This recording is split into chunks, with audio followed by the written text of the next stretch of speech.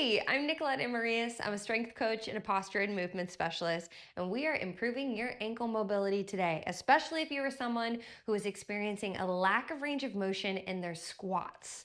Now, if you have trouble getting down to the bottom of a full range squat due to tightness in your calves or the front of the leg or the ankle, this class will be perfect for you, especially if you do it right before the leg day where you have squats. There are two pieces of equipment that are ideal for today's workout, one being a foam roller and the second one being an adjustable platform that we can stretch your calves on. Now, you don't have to have that. You can also do this with the foam roller. So I'm gonna give you both options, but the link is below for both foam roller and that calf stretcher if you wanna purchase both.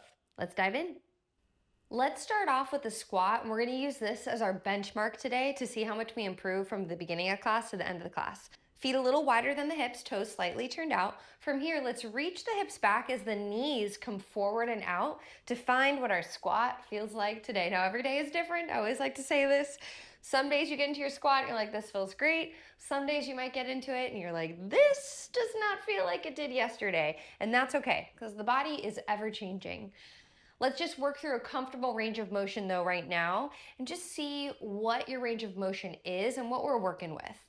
So as we squat, we're thinking about reaching the hips down and back, and imagine the knees are almost moving in the opposite direction, creating length through the back of the thighs. Keeping the upper body upright and the shoulders down away from the ears, squeeze those glutes as you stand up and make sure to press through the heels. Okay? If you can't get down that low, that's okay. This is my full range. Maybe you're lower, maybe you're not as low. It does not matter. Everyone is different based on the functionality of our muscles, hips, joints, knees. Let's get in one more. And then we're starting off with our calf release. You'll need your foam roller, so let's grab it now. We'll start off releasing the calves. I'm using just the small foam roller. It's a pretty standard density. And then you'll see over here, which is the stretcher, the incline that I was talking about. Again, we can use the foam roller though later on for the stretch. I'll show you that when we get there. Let's start off with releasing the calves. So let's bring the foam roller underneath the calves, so the back of the lower leg. And we can do this a couple of ways. It depends on the tightness that you're feeling. So for anyone who feels a significant amount of tightness, you're gonna want both legs on the foam roller together so we can roll both legs, and you're basically dispersing the tension on both sides, like the weight on both legs. Now, if that's not intense enough and you want more intensity, you could cross one leg over the other and release from there.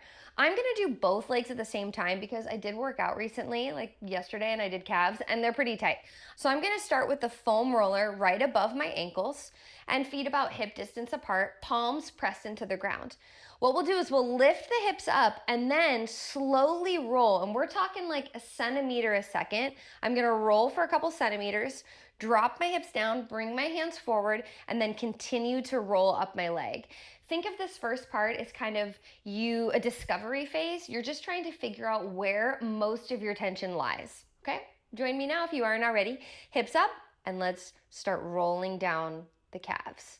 So for me, I'm feeling quite a bit of tension here, like right at mid-calf. So I'm gonna hang out here, lifting my hips up and kind of shifting left and right, just exploring different parts of my calves and what might feel tight. If you wanna make it more intense, you can also flex the toes towards the shins and then point as you release the calves. Now, for some people, like my husband, for example, his calves are super tight. So lifting his hips up is really, really hard. He actually gets enough release just by being seated with his legs on the foam roller. So everyone is gonna be a little bit different, and I want you to just find what feels comfortable for you. So I'm gonna continue to roll down. I'm gonna roll and then drop my hips down and then scoop my hands forward. The upper part of my calf is feeling a lot less tight, so I'm gonna come back down toward that midsection that felt extra tight. And I'm gonna hold here for another minute or so. Again, shifting left and right and just really trying to find the tension and meeting it at like a 7 out of 10. So we're not trying to like blast the calves with the most excruciating pain that's ever existed. Yes, it's gonna be tender, and yes, it's gonna feel a little bit painful, but it should be like a 7 out of 10, not a 10 out of 10. Left and right, pointing and flexing, really stretching the calves, trying to create tension in the front of the leg so that the calf can start to relax. Now, I'm gonna finish in about 5 seconds, but here's the thing. If you are feeling a ton of tension here, I want you to actually pause the class and continue to release the calves until you feel like the tension has dispersed a little bit. But everyone is different, so I'm not gonna hold this for 10 minutes today, but you might need to be on your calves for 5+ minutes, and that's okay. Okay, so we should be right where you unpaused if you're someone who paused and you needed more of a stretch. Let's grab our calf stretcher. Now, I'm gonna use this today at its highest setting, but if you want to, you can actually use this guy in order to stretch. Okay, and I'll show you both. Okay, so let's stretch out the calves. I'm gonna show you first with the calf stretcher, and then I'm also gonna show you with the foam roller. So with the calf stretcher, I have it on the highest setting. I'm gonna bring my foot to the top, and then I'm gonna stand right next to it. I could even be on my toe of that side if I need to, and I'm gonna shift my weight forward. It's even helpful sometimes if you have a wall in front of you or a door frame that you can hold on to. Just make sure that you're not letting your hips come back, but they're actually trying to actively push your hips forward. Okay, so we'll come back to that in a second, but let me just show you with the calf or with the foam roller. So foam roller, same idea. You're gonna do the same thing, balls and toes of the foot on the foam roller to create that stretch. And then again, you're gonna stand tall. Same cues still apply.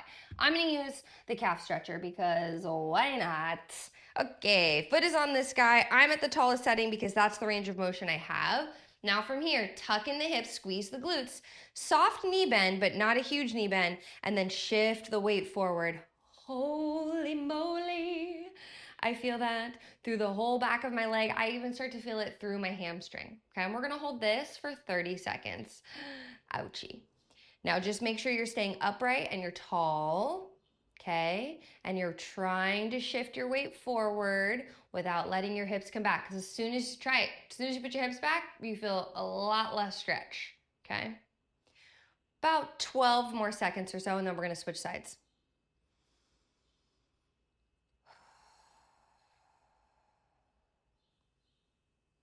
Last 3, 2, and 1. Let's switch. Other leg for me, switch on that foam roller if that's what you're using, okay? And then come forward, this is tighter. Okay, here we go, 3, 2, and 1. Now, make sure, hips come forward, upper body upright, and try not to let the toes turn out. Like, don't let the foot turn out. That's gonna happen. That's your body avoiding the deep stretch. I want you to try and make sure your toes are pointed straight forward and up, and your body is upright and tall.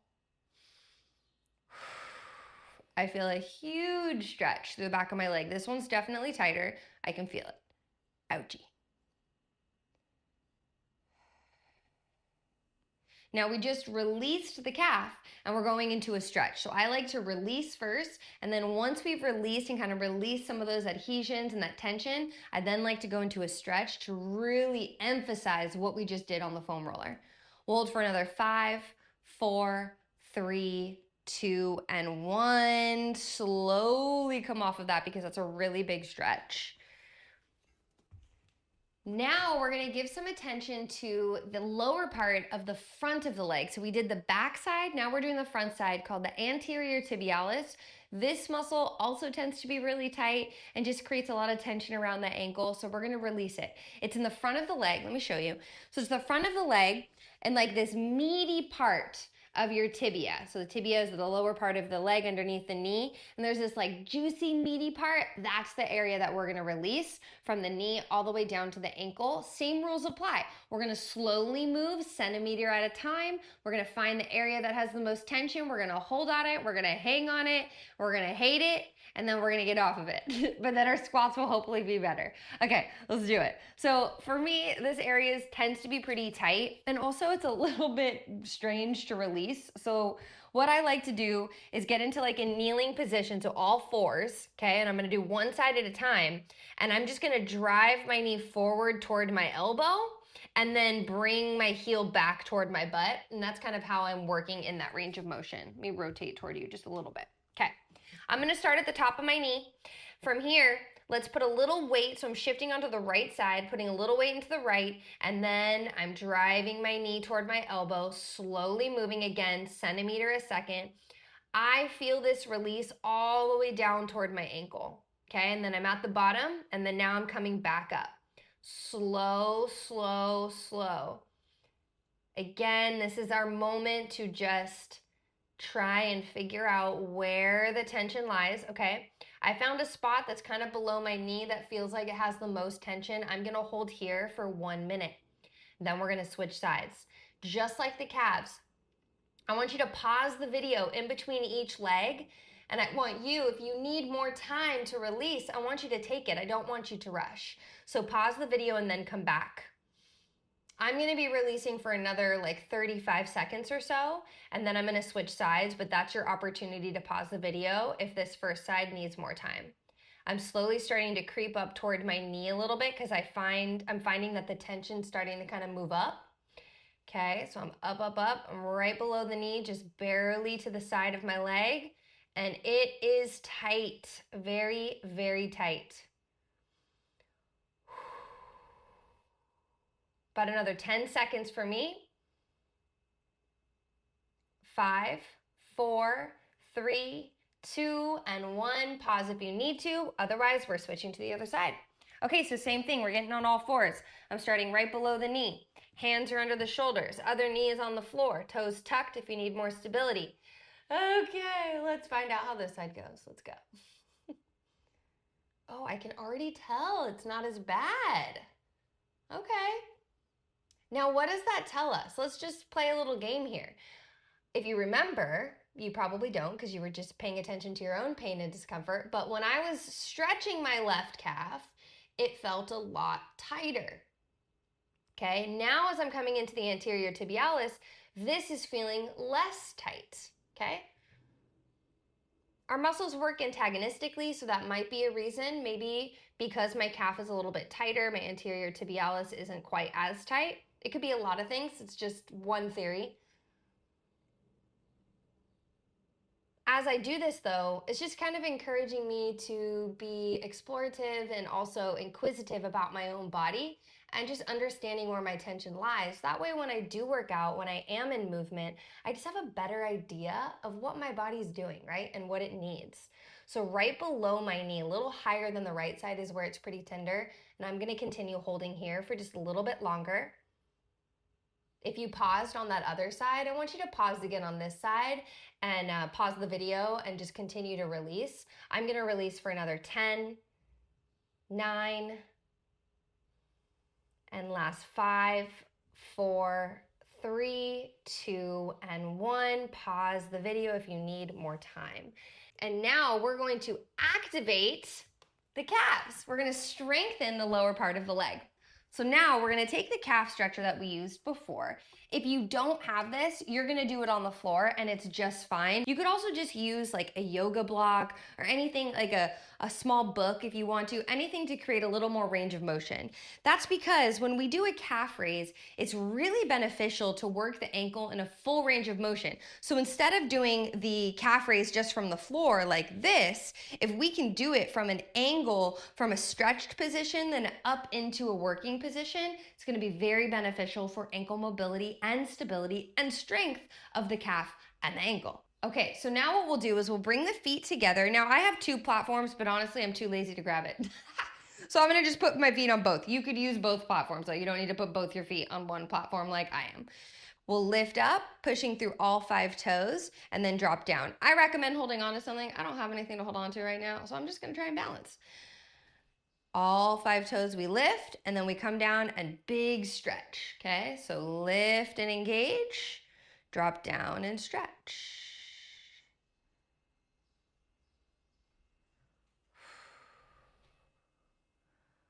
Now, your body will want to shift its weight onto the outside of the feet, but I don't want you to do that. I want you to try and push through the big toe and that big toe mound of both feet. What that does is it engages the calf muscle even better and it helps you not avoid the work because we want that work to happen. Woo! I'm feeling work all the way up into my hamstrings, okay? I'm gonna do 2 more. Notice how slow I'm going because this is not about a ton of work. This is about stretch and work. Okay, now relax. The last thing we're gonna do is activate the anterior tibialis. Yes, we just released the calf and the anterior tibialis, but it doesn't mean those things don't need to be worked, right? I like to release and activate just because, again, we're trying to create mobility, not just flexibility. Like, we want your body to feel comfortable under load in those high ranges of motion when you're at the bottom of your squat. So what we're gonna do now is an anterior tibialis activation. So we're gonna point the toe toward the floor. So I like to have just one leg in front of me a little bit. And then from here, I'm gonna bring the toes up towards my shins, activating, see that? Activating that juicy muscle here, okay? And then dropping my toe down. Lift up. We'll do this for like 30 seconds on each side. Lift, lift, lift. You'll feel a stretch in the back of the leg and then work in the front of the leg, okay?